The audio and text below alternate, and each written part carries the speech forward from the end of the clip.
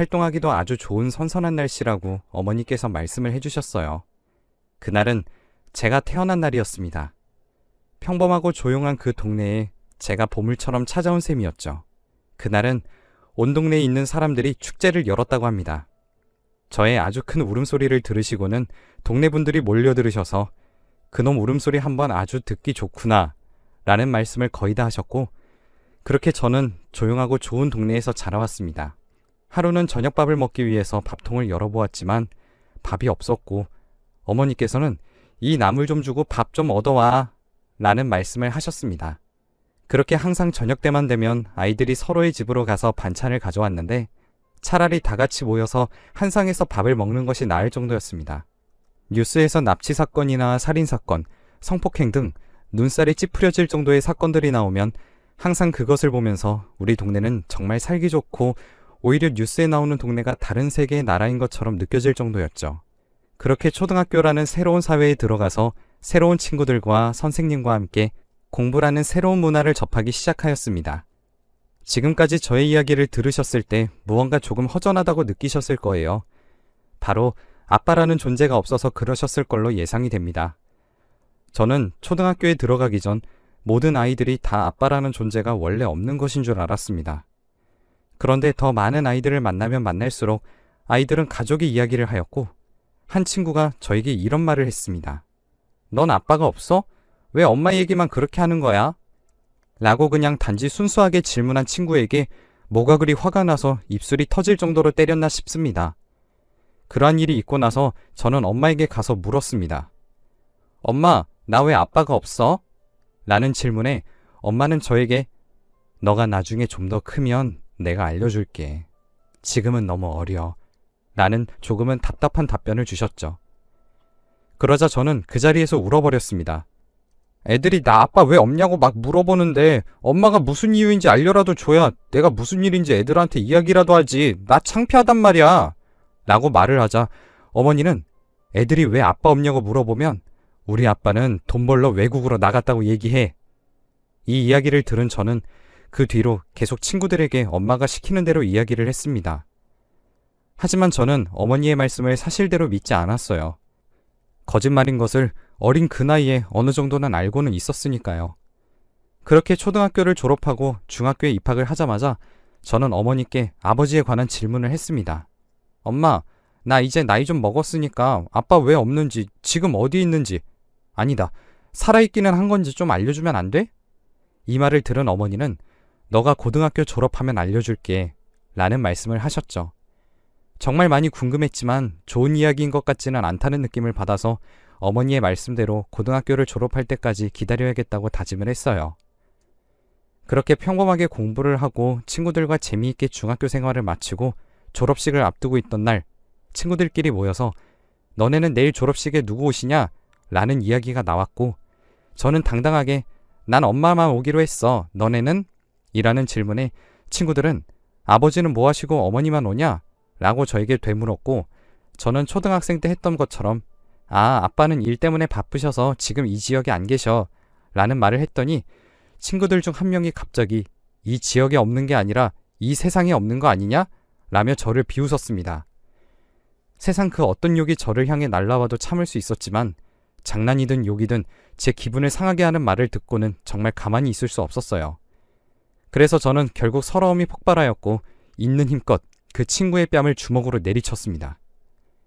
너 지금 나한테 했던 말 다시 짓거려봐. 뭐라고 그런 거냐? 지금 아빠가 뭐? 어쩌고 어째? 너가 그럼 나한테 아빠는 졸업식에 왜 안 오냐는 질문에 내가 나 아빠 없어서 안 온다는 말을 하길 원했던 거냐? 지금 너 맞으려고 일부러 작정한 거 맞지? 제가 그 친구를 때릴 때 주위 친구들은 저를 말리지 않았습니다. 그 친구가 충분히 맞을 짓을 했다고 생각했기 때문일까요? 결국 선생님이 오셔서 저를 말리셨고 그 결과 선생님께서 저희 어머니께 이 사실을 알렸습니다. 지금까지 저에게 혼내신 적 없던 어머니가 화를 내시는 것을 그날 처음 봤어서 몇 년이 지난 지금도 어머니의 말투와 목소리가 아직도 생생하게 기억이 납니다. 그래, 그 아이가 그런 식으로 이야기한 것은 정말 못된 행동이긴 해. 그렇다고 그래서 너가 때리는 행동은 더 나쁜 행동인 걸 알고 있기는 하니? 어머니의 말씀에 저는 아무런 대꾸도 하지 않았어요. 그러다가 갑자기 왜 내가 혼나고 있어야 되는지 그 나이에는 도무지 이해가 가지 않았고 이해를 하고 싶지도 않았던 것 같습니다. 결국 화가 너무 나버렸고 그래서 대체 나는 아빠가 없는 이유가 뭔데? 아니, 그리고 아빠가 죽었든 살았든 내 가족 욕하는데 어느 누가 가만히 있어? 우리 아빠가 욕먹을 짓을 하고 다니기라도 한 거야? 그리고 엄마는 내가 자식으로서 아빠가 어디 있는지 궁금해하는 게 당연한 거 아니냐고. 말 좀 해봐. 맨날 무슨 내가 나이가 어리다 고등학교 졸업하면 알려주겠다는데 무슨 소용이고 무슨 상관이 있는데? 어차피 그때 알게 되나 지금 알게 되나 별다를 것 없는 거고 엄마가 혹시 내가 아빠 이야기 듣고 충격받을까봐 걱정돼서 말을 안 하는진 모르겠는데 난 지금 엄마의 태도가 더 충격적이야. 그러니까 얼른 말해줘. 사실 저는 이날 어머니에게 처음 대들었던 날이고 마음에도 없는 막말을 퍼부으며 제가 말하고도 후회를 한 그런 날이었습니다. 제가 이렇게 막말을 하고 나서 한참 동안 어머니는 말씀이 없으셨고 미안하다 라는 말씀을 남기시고 집을 나갔습니다. 내가 하루 종일 몇백 번 아버지의 행방에 대해서 물어봐도 대답을 해주지 않던 어머니가 그저 미웠어요. 말씀을 해주시지 않자 그 비밀이 도대체 무엇인지 날이 가면 갈수록 더 궁금해졌고 결국 어머니에게 자식으로서 해서는 안 될 행동을 하고 말았습니다. 그날 그렇게 어머니가 집 밖으로 나가셨고 다시 집으로 돌아오실 때까지 자지 않고 현관문에서 서 있었죠. 현관문 앞에서 5시간 정도 지났을까 드디어 어머니가 들어오셨습니다. 그리고 저는 결심을 하고 주방으로 가서 칼을 갖고 어머니 앞에 섰습니다. 진짜로 나한테 말씀 안 해주실 거예요? 대체 어떤 일이 있길래 하나뿐인 자식인 나한테까지 이렇게 말을 안 하는 거냐고.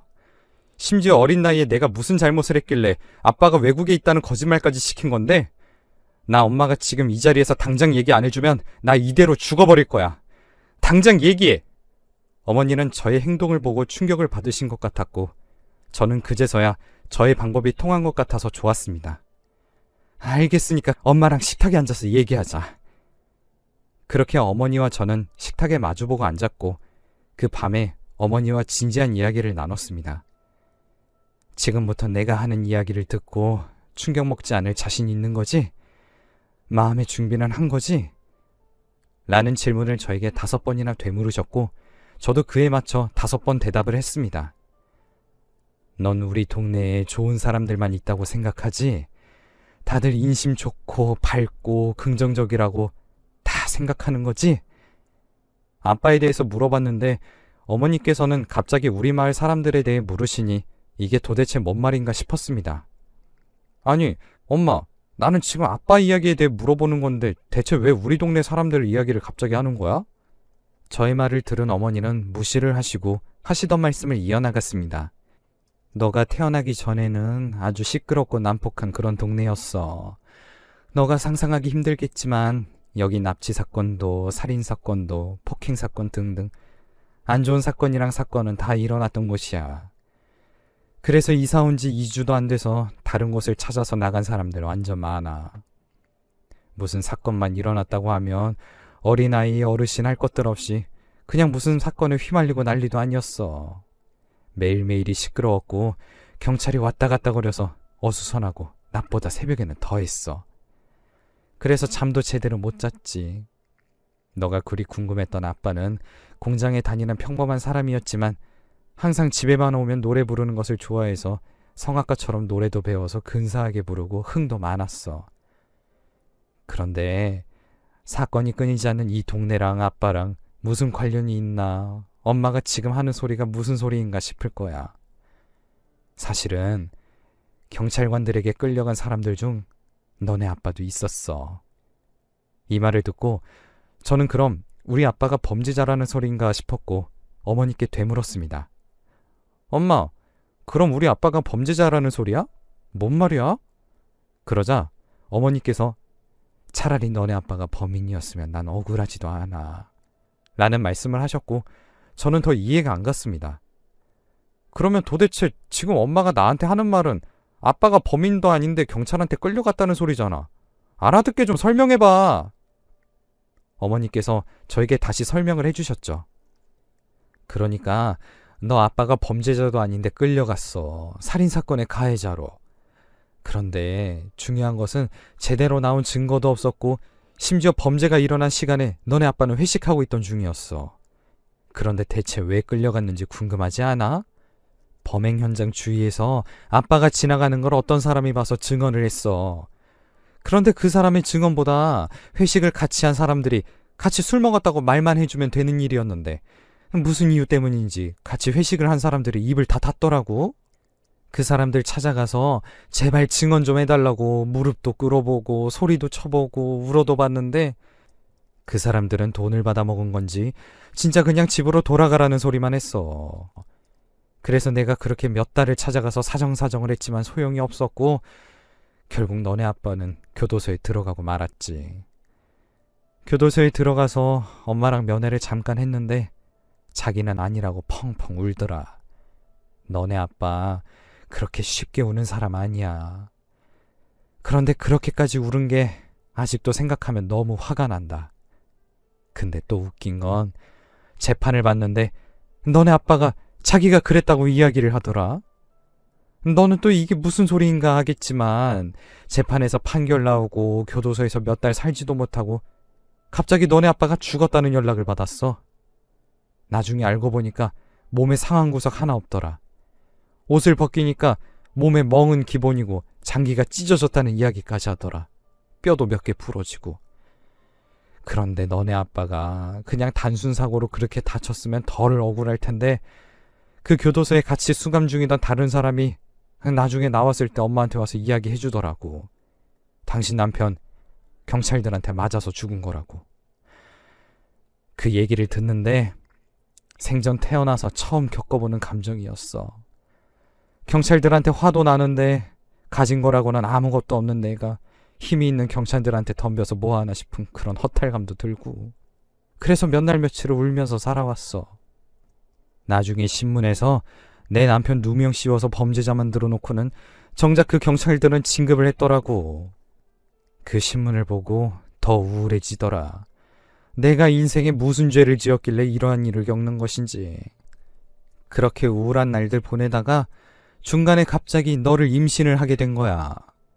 내 옆에는 남편이 없으니까 자식이라도 잘 키우자라는 생각으로 너를 지금까지 열심히 키운 거야. 솔직히 돈만 아니었으면 너네 아빠 지금쯤 완전 잘 나가는 성악가이지 않았을까 싶어. 에휴, 지금 와서 그 사람도 없는데 무슨 이런 이야기를 하냐. 엄마가 미안해. 괜히 쓸데없이 감춰서. 이제 좀 궁금증이 풀려? 저의 궁금증은 풀렸지만 엄마의 목소리가 제가 생전 들어본 적 없는 목소리였습니다. 그때만 생각하면 되게 분하셨던 것 같은 느낌이 들었죠. 그런 느낌을 받음과 동시에 어머니께 죄송하다는 생각이 들었습니다. 나의 궁금증은 풀렸지만 오히려 어머니의 좋지 않은 기억을 꺼내게 만들었기 때문입니다. 엄마, 안 좋은 기억을 꺼내게 해서 미안해요. 나는 그저 아빠가 어디 있는지 그냥 궁금하기만 했고 엄마의 기분을 안 좋게 만들려는 의도는 절대 아니었다는 것만 알아줬으면 좋겠어. 그리고 나에게 솔직하게 다 얘기해줘서 고마워. 저는 처음으로 나의 아버지에 대한 진실된 이야기를 들었고 혼자 그 일을 견뎌온 어머니가 신기하다는 생각이 들었어요. 저는 한 번도 본 적 없는 아빠지만 어머니께 아빠란 사랑하는 사람이 있다가 없어지는 것이니까 그 허전함을 겪어보지 않고서는 아무도 느낄 수 없다고 생각을 했습니다. 그래서 저는 물론 돈으로 엄마를 호강시켜드리는 것도 좋지만 어머니에게 조금이나마 아빠의 기억을 떠올리게 만들어드리고 싶었어요.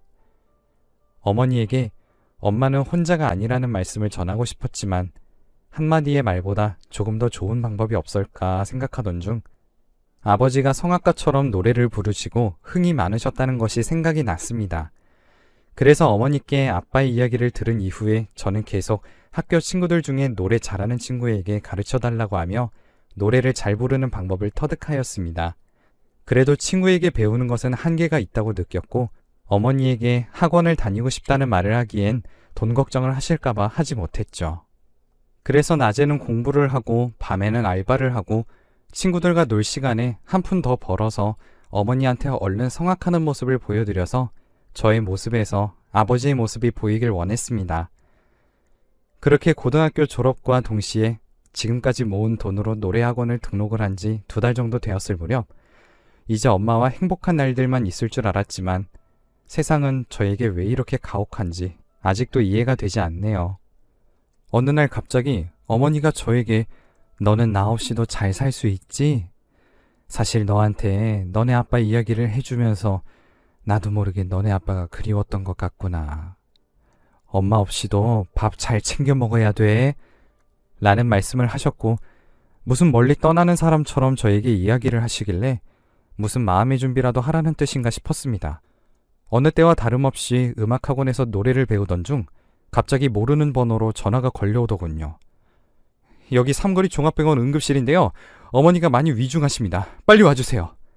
라는 말을 듣고 빨리 달려갔지만 어머니는 마지막에 제 얼굴을 보지도 못하고 돌아가셨습니다. 의사 선생님께 말씀을 들어보니 저도 모르는 사이에 어머니께서 폐암으로 병원을 한두 번 방문을 하셨다고 하더군요. 그러면서 의사 선생님이 이어서 말씀하셨습니다. 항상 제가 수술을 하고 약 꾸준히 드시면 좋아지실 수 있습니다. 라고 말씀을 드렸지만 그때마다 어머니께서는 아빠도 없이 자란 내 하나뿐인 아들에게 죽으면서까지 짐이 되는 건 싫어요. 뭐라도 남겨줘야 제 속이 조금 편할 것 같습니다. 수술 못해요. 우리 아들 장가도 보내야 되고 집도 장만해 주려면 돈 더 모아야지 여기서 더 쓰면 안 됩니다. 안 돼. 라고 하셨어요. 지금 제 이야기를 들으셨을 때 여러분들은 도대체 이게 무슨 드라마도 아니고 어떻게 그러지? 라는 생각이 충분히 드실 수 있습니다. 하지만 제 인생은 제가 더 의문입니다. 사실 저희 어머니는 대기업의 백화점 청소 일을 하시며 저를 먹여 살리셨어요. 화장실 청소는 물론 흡연실 청소 등 락스와 간접 흡연에 많이 노출된 상태로 10년을 넘게 근무하셨죠. 결국 저는 어머니에게 아무것도 못 해드리고 어머니는 제 곁을 떠나고 말았습니다. 어머니가 저를 위해서 모아주신 돈은 고아원에 기부를 했어요. 저희 아버지처럼 억울한 일을 당하신 분들보다 아이의 아빠 엄마가 누군지도 모르는 아이들을 보며 꾸준히 봉사활동을 해야겠다고 결심을 했고 50대 후반에 접어든 저는 지금까지 이 나이 먹도록 봉사활동과 기부를 하면서 다닙니다. 물론 어머니를 위해 유일하게 할 수 있었고 제일 하고 싶어 했던 성악을 고아원 아이들에게 들려주었습니다. 그것보다 뿌듯한 일이 없더군요. 저는 여러분들께 전하고 싶은 말이 있습니다. 하고 싶은 일이 있다면 끝까지 포기하지 않으셨으면 좋겠고 억울한 일을 당하면 겁내지 않고 무조건 부딪혀보시고 최대한 견뎌내셨으면 좋겠습니다. 긴 글을 시간 내어 읽어주셔서 감사합니다.